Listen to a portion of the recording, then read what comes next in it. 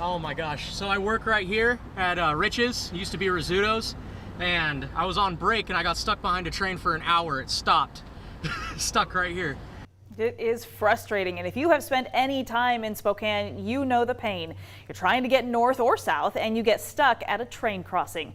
Recent data shows those delays can stretch anywhere from just a few minutes to more than an hour. Good evening, and thank you for being here with us tonight. I'm Whitney Ward. Welcome, everyone. I'm Mark Hanrahan, and with more people moving to the region, the backups are only expected to get longer. So how long are trains allowed to block intersections for, and what can you do about it? I looked into it. Few businesses have a better view of the backups and delays than Mudslinger's coffee stand near the intersection of Sprague and Freya.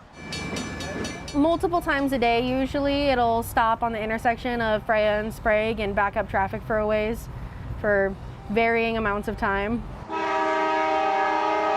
As trains roll through, the crossing arms come down and drivers trying to get north or south are forced to sit and wait. I have to pass this to go to my house.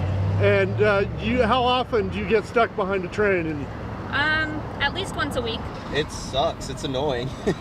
Like, it takes 45 minutes, sometimes to like an hour. We've sat here before just waiting for the train, and it's not fun. I get stuck by this train probably twice, 2 to 3 times a week trying to get to work.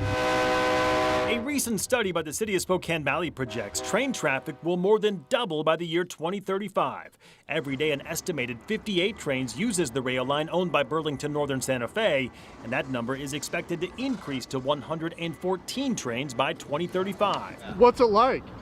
It's irritating. I think there should be something done. It's kind of a major thing, but yeah, I think something maybe should be done about it.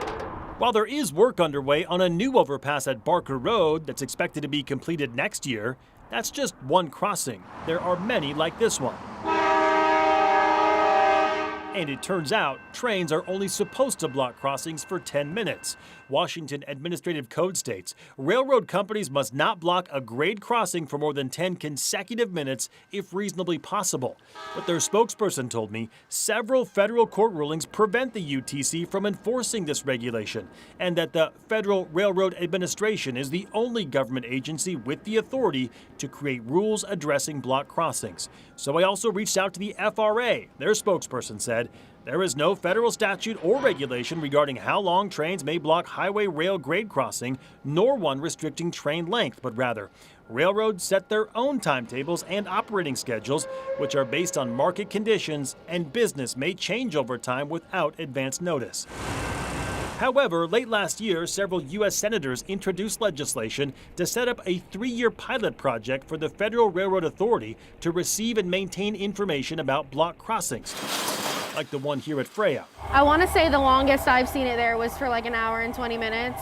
Yeah, it definitely stays a while. A quick search of that database shows that since December, there have been more than 200 reports of a train blocking the road at Freya for anywhere from 15 minutes to 1 to 2 hours. Yeah, thank you. Not just impacting drivers, but also nearby businesses. I mean, it's sat there for 40 minutes to an hour or longer sometimes, so usually we don't really have a lot of customers during that time.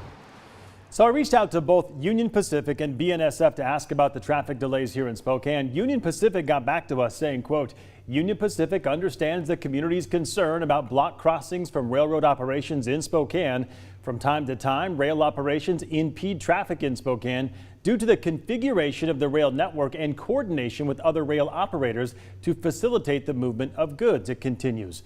We've had discussions with city transportation leadership to discuss potential ways to improve the situation and are committed to continuing those conversations. Our goal is to keep trains moving efficiently and safely, they say. If you want more information about how to report an extended blockage, just text us the word trains to 509-448-2000 and we'll send that link directly to your phone.